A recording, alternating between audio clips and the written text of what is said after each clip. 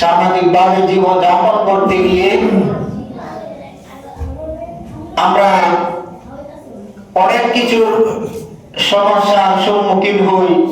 তখন ন্যায়পরায়ণতা, ইনসাফ, আদর এগুলোর প্রয়োজন হয়। দুজনের মধ্যে বিভেদ সৃষ্টি হয়েছে, এই বিভেদ ইনসাফের সাথে দূর করা এটা একটা সমাজের দায়িত্ব থাকে। যারা নেতৃস্থানীয় থাকেন তারা এটার প্রতি যত্নশীল হওয়া, গুরুত্বশীল হওয়া এটা তাদের নৈতিক দায়িত্ব। কোরআন হাদিসের আলোকে এটাই প্রমাণিত। আজকে আল্লাহ পাক রব্বুল আলামিনের তৌফিকে কোরআন হাদিসের আলোকে আলোচনা করব হাসরের ময়দানে, যেদিন আল্লাহ তাআলার আরশের ছায়া ব্যতীত আর কোনো ছায়া থাকবে না। ওই দিন আল্লাহ তাআলা নিজ আরশের ছায়া তলে 7 ব্যক্তিকে স্থান দিবেন। কয় ব্যক্তিকে? 7 ব্যক্তিকে, 7 ক্যাটাগরির ব্যক্তিকে, 7 শ্রেণীর লোককে। এই 7টা শ্রেণীর মধ্যে আমরা আমাদের জায়গা থেকে একজনেই 7টা গুণ অর্জন করা সম্ভব। একজনের মধ্যে যদি 7টা গুণ থাকে তাহলে তো সে নূরুন আলা নূর, সে সফল। যেদিন আল্লাহ তাআলার আরশের ছায়া ব্যতীত আর কোনো ছায়া থাকবে না, সেদিন আল্লাহ তাআলা 7 শ্রেণীর মানুষকে, 7 ব্যক্তিকে নিজের আরশের ছায়া তুলে ছায়া দান করবেন। বুখারী শরীফ আসহুল কুতুব বাদা কিতাবিল্লাহ, কোরআন মাজিদের পরে, কোরআন কারীমের পরে সবচেয়ে বিশুদ্ধতম গ্রন্থ হলো সহিহুল বুখারী। অনেক দামি কিতাব, অনেক শানদার কিতাব। এই কিতাবের 607 নম্বর হাদিসের মধ্যে আসছে عن أبي هريرة رضي الله عنه أنه قال قال رسول الله صلى الله عليه وسلم سبعة يظلهم الله في ظله يوم لا ظل إلا ظله।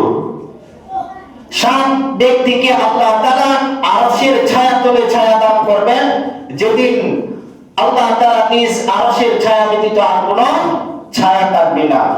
1 নাম্বার আল ইমামুল আদিলু, ন্যায়পরায়ণ শাসক, ন্যায়পরায়ণ নেতা, ন্যায়পরায়ণ ইমাম, ন্যায়পরায়ণ নেতৃস্থানীয় ব্যক্তি। তিনি যদি ইনসাফগার হন, তার সামাজিক কর্মকাণ্ডে যদি সে ইনসাফকে প্রতিষ্ঠা করে, তাহলে এরকম নেতা আল্লাহ তাআলার আরশের ছায়া তলে জায়গা পাবেন। 2 নাম্বার ওয়াসাকুন নাশআ ফি ইবাদাতিল্লাহ, সে জীবন যার জীবন গড়ে উঠেছে আল্লাহ তাআলার ইবাদতের মধ্যে। 1 নাম্বার ন্যায়পরায়ণ শাসক, 2 নাম্বার সে জীবন যার জীবন গড়ে উঠেছে আল্লাহ তাআলার ইবাদতের মধ্যে। 3 নাম্বার ওয়ারাজুলুন কলবুহু মুআল্লাকুন ফিল মাসাজিদি, 3 নাম্বার ব্যক্তি হলো যার অন্তরটা মসজিদের সাথে লেগে থাকে। মুয়াজ্জিনের আযানের ধ্বনি কখন কানে ভেসে আসে, তখনই সে ছুটে আসে মসজিদের দিকে। নতুন নবদম্পতি স্বামী যেরকম স্ত্রীর প্রতি মনটা সর্বদাই তার দিকে আকৃষ্ট হয়ে থাকে, স্ত্রীর দিলটা যেরকম স্বামীর প্রতি সর্বদাই আকৃষ্ট হয়ে থাকে, দূরে কোথাও গেলে তাকে পাওয়ার জন্য, তাকে কাছে পাওয়ার জন্য যেরকম ব্যাকুলতা তৈরি হয়। একজন নতুন, তার ঘরে একটি আদরের সন্তান এসে তার ঘরটাকে আলোকিত করেছে, আর সে মনে করে দূরে আছে, কখন আদরের সন্তানকে কুলে নিবে, কখন কুলে নিয়ে তাকে বাবা বাবা বলে ডাকবে, তার মধ্যে যে ব্যাকুলতা তৈরি হয়, এরকম ব্যক্তি যদি এখানে যে ব্যাকুলতা তৈরি হয়, এরকম ব্যাকুলতা যদি কারোর মধ্যে থাকে, যে মসজিদে আযান হওয়া মাত্রই তার মধ্যে অস্থিরতা, ব্যাকুলতা তৈরি হয়ে যায়, সেই মসজিদে যতক্ষণ না এসে উপস্থিত হয় ততক্ষণ পর্যন্ত তার মন সর্বদাই মধ্যে তাকে আসার পরে তার মনটা শান্তি হয়, এরকম ব্যক্তিও আল্লাহ তাআলার আরশের ছায়াতলে স্থান পায়।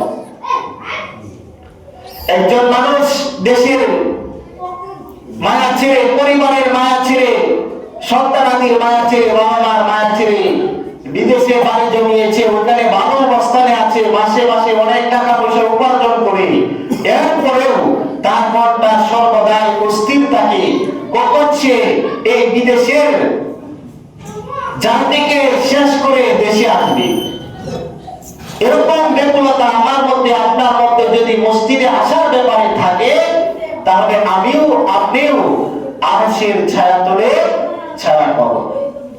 1 নাম্বার ন্যায়পরায়ণ শাসক, 2 নাম্বার ওই যুবক যে আল্লাহ তাআলার ইবাদতে বেড়ে উঠেছে, তার যৌবন কাল শুরু হয়েছে আল্লাহ তাআলার ইবাদত দিয়ে। 3 নাম্বার ওই ব্যক্তি যার অন্তরটা আল্লাহ তাআলার মসজিদের সাথে লেগে থাকে, সর্বদাই আল্লাহ তাআলার মসজিদের দিকে তার মনটা ঝুঁকে থাকে। 4 নাম্বার অরাজুলানে তাহাব্বা ফিল্লাহি, দুইজন ব্যক্তি একে অপরকে একমাত্র আল্লাহ তাআলার সন্তুষ্টির জন্য ভালোবাসে। এখানে দুনিয়াবি কোনো উদ্দেশ্য নেই, দুনিয়াবি কোনো চাওয়া পাওয়া নেই, একমাত্র সৃষ্টিকর্তাকে রাজি খুশি করার জন্য একে অপরকে মহব্বত করে। ইজতামাআ আলাইহি, আল্লাহ তাআলার সন্তুষ্টির উদ্দেশ্যে তারা পরস্পরে দেখা সাক্ষাৎ করে।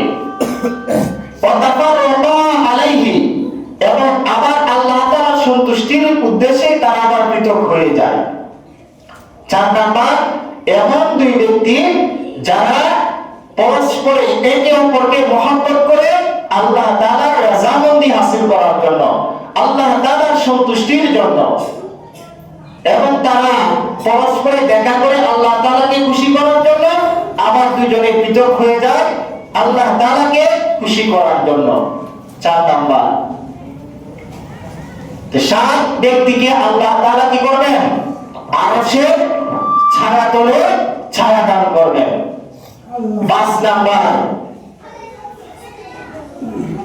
ওয়ারাজুলুন তলাবাতহু ইমরাআতুন যাতু মানসিবিন ওয়া জামালিন, সে ব্যক্তি যাকে কোন রূপসী সুন্দরী রমণী নিজের কাছে আসার জন্য আহ্বান করেছে, নিজের চাহিদা পূরণ করার জন্য একজন পুরুষকে আহ্বান করেছে, কিন্তু পুরুষ ওই সুন্দরী উচ্চ বংশীয় রমণীটিকে প্রত্যাখ্যান করেছে, বলে ফাকিন্নী আখাফুল্লাহ, আমি আল্লাহ তাআলাকে ভয় করি।